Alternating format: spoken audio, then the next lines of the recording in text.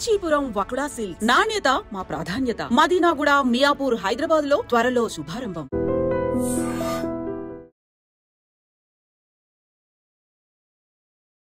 Hello guys, welcome back to iDream media. ఈరోజు మనతో ఉన్నారు సీనియర్ స్టాక్ మార్కెట్ అనలిస్ట్ అయిన ప్రభు గారు.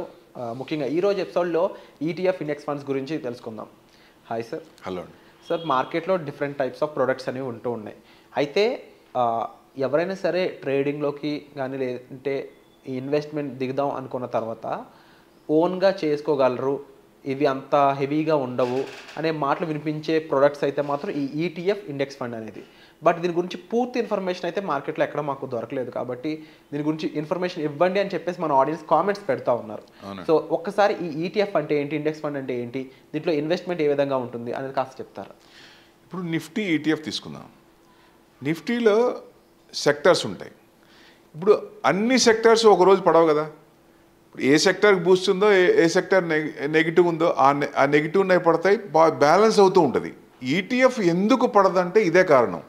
నిఫ్టీలో ఇన్వెస్ట్మెంట్ చేసినప్పుడు అన్ని సెక్టార్స్ పడవు కాబట్టి బ్యాలెన్సింగ్ అవుతూ ఉంటుంది.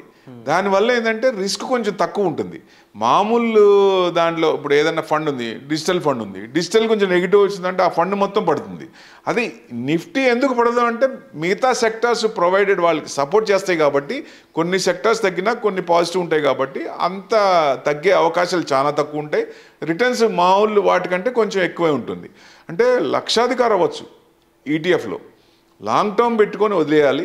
డెఫినెట్గా వెల్త్ అనేది బాగా క్రియేట్ అవుతుంది దాంట్లో.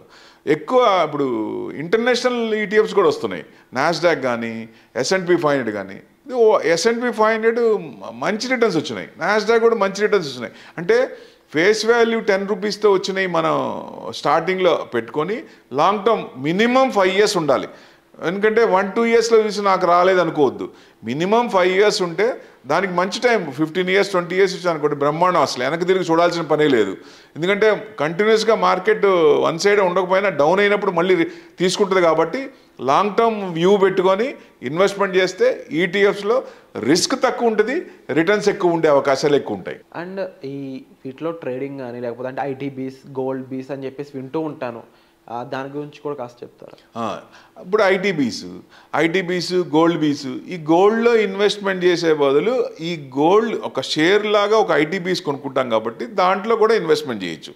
ఇప్పుడు ఇప్పుడు ఇంట్రెస్ట్లు తగ్గుతున్నాయి. ఇంట్రెస్ట్ తగ్గుతున్నప్పుడు ఐటీ కంపెనీస్ కానీ బెనిఫిట్ కదా. ఈ ఐటీబీస్ అనేది ఇట్లాంటి వాటిలో అప్పుడు ఫ్యూచర్లో ఇప్పుడు 25 basis చేసాము. నెక్స్ట్ మళ్ళీ 2 monthsలో మళ్ళీ ఇంకో 25 basis చేసే అవకాశాలు ఉంటాయి. ఏది ప్రొవైడెడ్ మన ఇన్ఫ్లేషన్ ఇంకొంచెం తగ్గితే. ఎందుకంటే ఫుడ్ ఇన్ఫ్లేషన్ తగ్గుతుంది. మొన్నటిదాకా ఫుడ్ ఇన్ఫ్లేషన్ హైలో ఉంది. అది ఇంకా కొంచెం తగ్గితే ఇంకా చేస్తూ ఉంటున్నారు. చేస్తున్నప్పుడు యూరోపియన్ కంట్రీస్ రీసెంట్గా కూడా 3rd time చేసింది. అన్నీ కూడా వేరే కంట్రీస్ కూడా అన్నీ తగ్గిస్తున్నాయి కాబట్టి డెఫినెట్గా ఇట్లాంటివి ఇంట్రెస్ట్ తగ్గినప్పుడు మన అమౌంట్ ఐటీ బీచ్లో పెట్టుకుంటే మంచి రిటర్న్స్ వచ్చే అవకాశాలు ఎక్కువ ఉంటాయి. అండ్ ఈ ఇండెక్స్ ఫండ్స్తో పాటుగా సార్ ముఖ్యంగా మ్యూచువల్ ఫండ్స్ అనేవి కాన్సెప్ట్ ఏదైతే ఉందో దాంట్లో ఎక్కువ మందికి ఇన్వెస్ట్మెంట్ అనేది లాంగ్ టైంలో బెనిఫిట్ వస్తుంది కదా, అంతకాలం కాకుండా తక్కువ టైంలోనే బెనిఫిట్స్ వచ్చేవి ఏమైనా ఉన్నాయా ప్రొడక్ట్స్ అని అడుగుతూ ఉన్నారు. అలాంటి వాళ్ళకి ఏం చెప్తారు? అంటే ఎప్పుడైనా సరే షార్ట్ టర్మ్లో ఓవర్ నైట్లో కావాలి అనుకోవద్దు. ఎందుకంటే ఎంటర్ టైము సపోజ్ మనం మార్కెట్ 1 year కిందట ఎంటర్ అయిన వాళ్ళకి బాగానే రిటర్న్స్ వచ్చినాయి.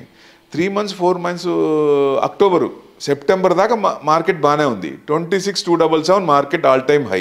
అక్కడ దాకా బాగానే ఉంది. అక్టోబర్ నుంచి కొడుతూనే ఉంది కదా. ఇప్పుడు అక్టోబర్లో ఎంటర్ అయిన వాళ్ళకి చూసుకుంటే పోర్ట్ఫోలియో మైనస్లోనే ఉంటుంది. కానీ భయపడాల్సిన పని లేదంటా నేను. అది పడుతున్నప్పుడు మంచి అవకాశం. ఈ 5 నెలలు పడింది, 5 నెలలు తగ్గుతూనే ఉంది. కంటిన్యూస్గా పడుతుందా? పడే ఛాన్సే లేదు. ఎక్కడో ఒక చోట మ్యాక్రోస్ మారుతాయి, గవర్నమెంట్ పాలసీలు మారుతాయి, డెఫినెట్గా పాజిటివ్ వస్తుంది. దానికోసం వెయిట్ చేయాలి, కన్సిస్టెంట్గా ఇన్వెస్ట్మెంట్ చేయాలి. మధ్యలో ఆపేసి మళ్ళీ ఎందుకంటే fear of missing out FOMO ఉంటుంది. ఎక్కడో చోట యూటర్న్ తీసుకున్నప్పుడు అది ఇంకొంచెం ఆగుదాం, ఇంకా కొంచెం తగ్గచ్చేమో, ఇంకో 5% 10% తక్కువలో దొరుకుతుంది వస్తే మంచిదే. రాకుండా యూటర్న్ తీసుకుందనుకోండి ఫోమ్ వస్తుంది కదా, ఫియర్ ఆఫ్ మిస్సింగ్ అవుట్ ప్రతి ఒక్కరికి వస్తుంది. ఇది ఎక్కడో చోట. అందుకనే స్టాగర్డ్ మేనర్లో కొంచెం ఇన్వెస్ట్మెంట్ చేయమని ఒక సలహా ఇస్తాం. అంటే ఆల్రెడీ మనం కొంత పర్సంటేజ్ పెట్టిన తర్వాత మళ్ళీ పెట్టాలంటే మనకున్న క్యాపిటల్లో 30-40% ఆ లెవెల్లో చూస్తే డెఫినెట్గా మంచి రిటర్న్స్ వచ్చే అవకాశాలు ఉంటాయి. అండ్ ఈవెన్ మార్కెట్ ఇంకా జూన్ వరకు కూడా పడే ఛాన్సెస్ ఉన్నాయని వినిపిస్తున్నాయి మాటలు, అది ఎంతవరకు నిజం అంటారు? అంటే మనం ఇప్పుడు ఇంతవరకు పడుతుంది, ఈ నెల వరకు పడుతుందని చెప్పలేము. సో డెఫినెట్గా ఏంటంటే ట్రంప్ విన్యాసాలు తగ్గాలి ఒకటి. ఓకే, డెఫినెట్గా ఆయన ఎందుకంటే సెటరేట్ అయిపోవాలి, అందరినీ చూసుకోవాలి. ఎందుకంటే వాళ్ళు చేసే పనులే ఆయన తగ్గించుకుంటున్నాడు. మేము చేయం, యూరోపియన్ ఇదివరకు సపోర్ట్ చేశాడు, మేము ఇప్పుడు ఎందుకు చేయాలంటున్నాడు. మీరే మీది ఇన్వెస్ట్మెంట్ మేము చేయం, మేము డబ్బులు మేము పంపించాం, మీరే చూసుకోవాలంటున్నాడు. వాళ్ళు చేసే పనులే ఆయనకి వ్యతిరేకం అవుతుంది. ఒక రకంగా ఒక రాంగ్ సెలెక్షన్ ఆఫ్ యూఎస్ అనుకోవచ్చు ఒక రకంగా. ఎందుకంటే ఇట్లాంటి పాలసీలు పెద్దన్న పొజిషన్లో ఉన్నప్పుడు, ఇంటి పెద్దన్న పొజిషన్ ఉన్నప్పుడు ఏ ఆపద వచ్చినా ఏం చేసినా సపోర్టివ్గా ఉండాలి కానీ నెగిటివ్గా ఉండకూడదు కదా. సో డెఫినెట్గా అది కరెక్ట్ కాదు. ఆయన ఎప్పుడైతే ఈ 3 నెలల్లో 6 నెలల్లో, ఎందుకంటే ఇది లాస్ట్ టర్మ్, మళ్ళీ రాడు ఆయన. సో ఈ ఎక్కడో చోట ఆయన మారతాడనే ఉద్దేశం. డెఫినెట్గా మనతో అయితే అంత నెగిటివ్గా లేదు. మోడీకి ఆయనకి మంచి స్నేహం ఉంది. డెఫినెట్గా మనం కూడా మన మోడీ గారు, మన ప్రైమ్ మినిస్టర్ కూడా చాలా సపోర్ట్ చేశారు. స్టేజ్ ఇద్దరికి ఇది చేసుకున్నారు ఆయన లాస్ట్ టైం మన ఇండియా వచ్చినప్పుడు. ఏ ప్రైమ్ మినిస్టర్ కూడా అదర్ ప్రెసిడెంట్కి వచ్చినప్పుడు స్టేజ్ ఇది చేయరు, అంత సపోర్ట్ చేశాడు ఆయన డెఫినెట్గా. ఎందుకంటే మిగతా కంట్రీస్కి చెయ్యాలి కాబట్టి కొంచెం హార్ష్గా ఉన్నాడు.